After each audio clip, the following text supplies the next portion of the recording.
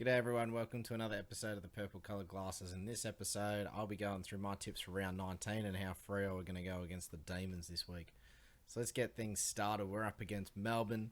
We started this losing run that they're on. They've lost 5 of their last 8 games, starting when Freo went over to Melbourne and beat them at the MCG to end their winning streak to start the year. I went over for that game. It was the first game I went to the MCG, and I think to keep the lucky charm going, it's only fitting I'm going to the game tomorrow, and hopefully we don't get drowned out and it's too wet. But the forecast is looking like it'll be wet early parts of the day and probably clear up. I think the ground will still be wet in terms of ball handling. It'll be interesting to see if we've overcome our sort of wet weather conditions during the year. We haven't been great in wet conditions, let's just put it that way. But this is an opportunity for us to set the ledger straight. Rory Lobb comes back in, Fife's out with a hamstring.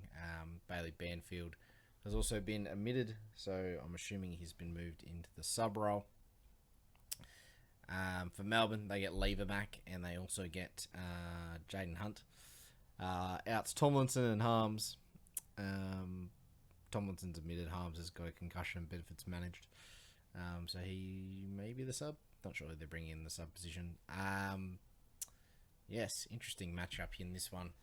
I'm tipping Freo, but it is very much a 50-50 game.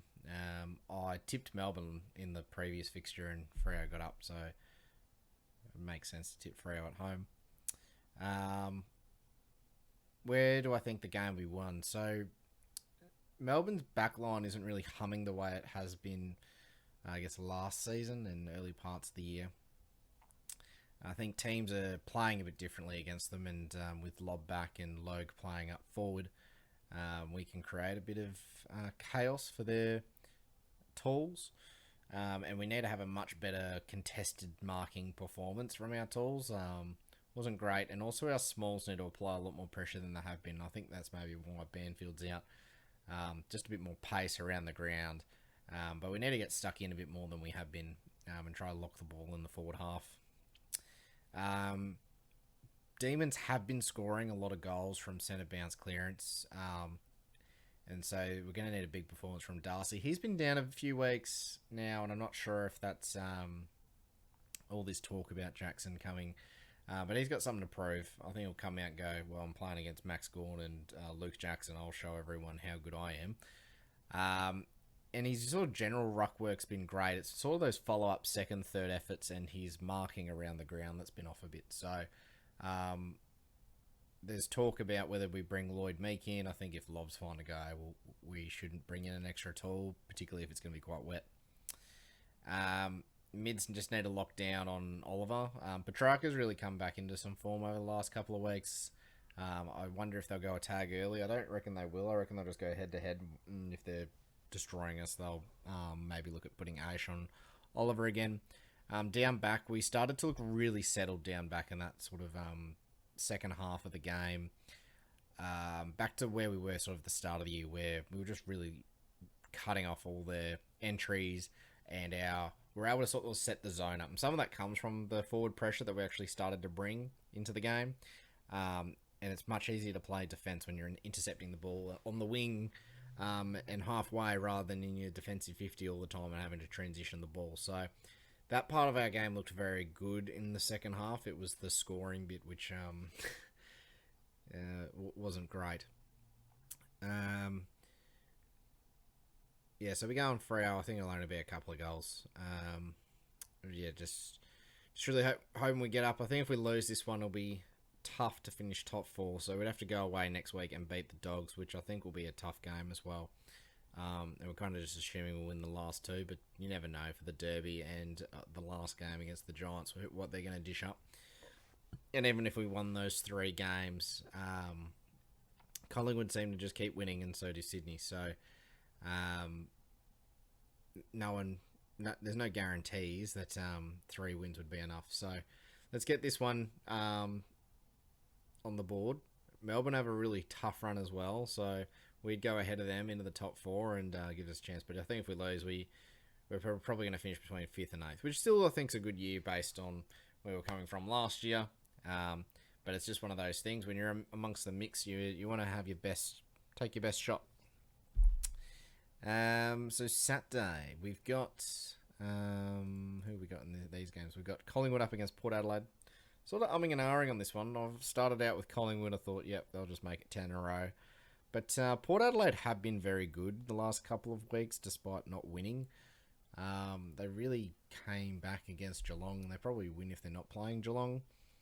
I'm tipping Port. They lose, they're done. They're probably already done in terms of the season, but get up for this game. May as well just keep giving it your best shot. They don't look like they've packed up tools. The only thing I'll say about Port Adelaide is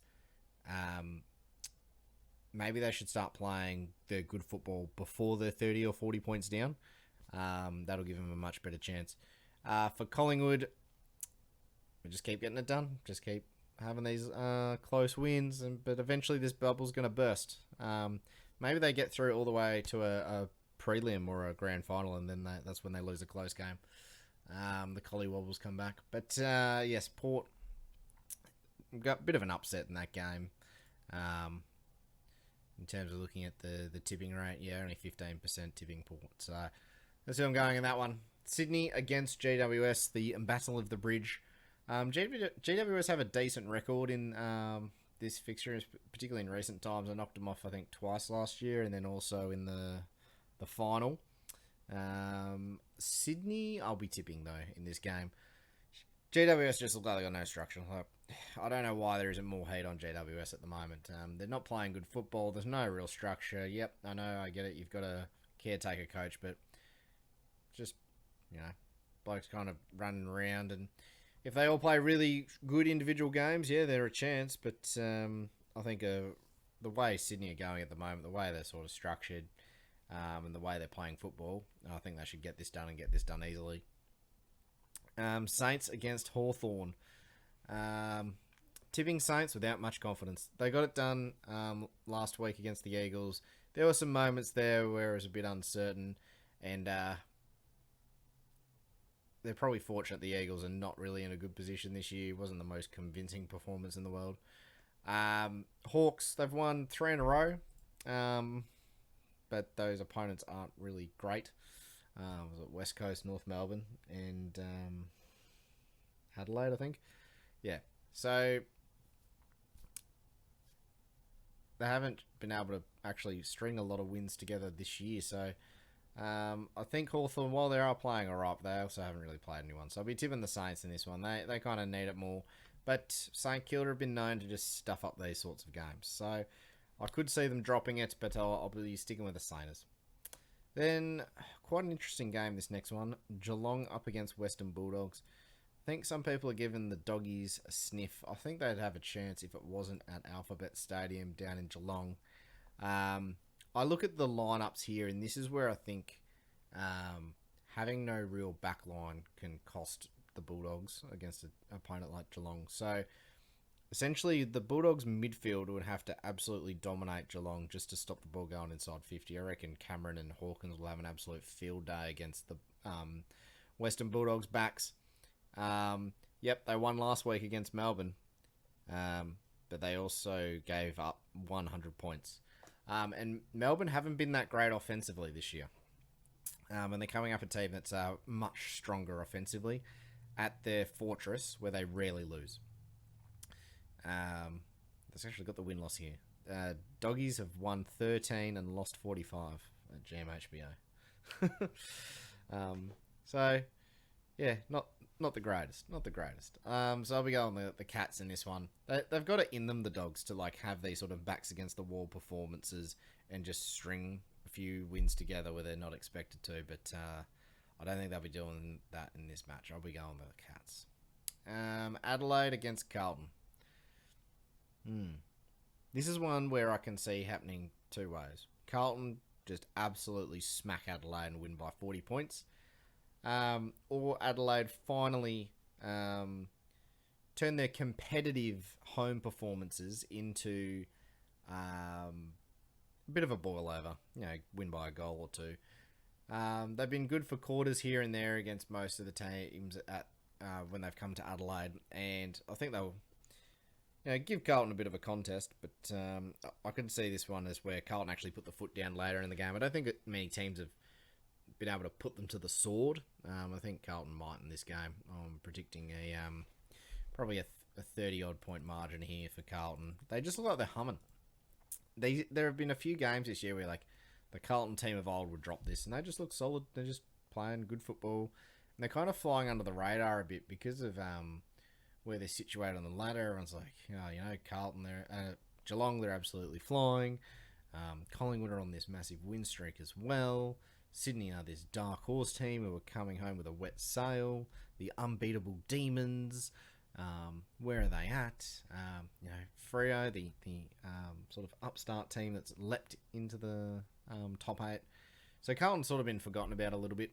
And if you look at their spine, like really good spine, really good key position players through the ground. And, just keep winning, and you never know. You never know. And they could be a team that finishes 5th or 6th, get a home final. And it may just fall their way where they're playing opponents who are Victorian, so they don't actually have to travel, even though they're away finals against other Victorian tenants. So you never know. Gold Coast against West Coast. Gold Coast. I don't think I need to talk much about this game. Gold Coast should win easily. West Coast haven't been that great. There's been periods where it looks like they might, put some form together and be a bit hard to beat in the back end of the year, particularly again at home, but away from home, don't really trust them. And I think Gold Coast have, coming off pretty poor form. Only won 1 out of their last 5, but they've been close in a few games and been putting in some good performances, so they should beat West Coast quite easily. Richmond against Brisbane at the MCG. I'm going Richmond in this game. I just don't trust Brisbane's record at the MCG. I mean, they're bound to win eventually. I don't think they've won there since 2014. And it might be this week that they win.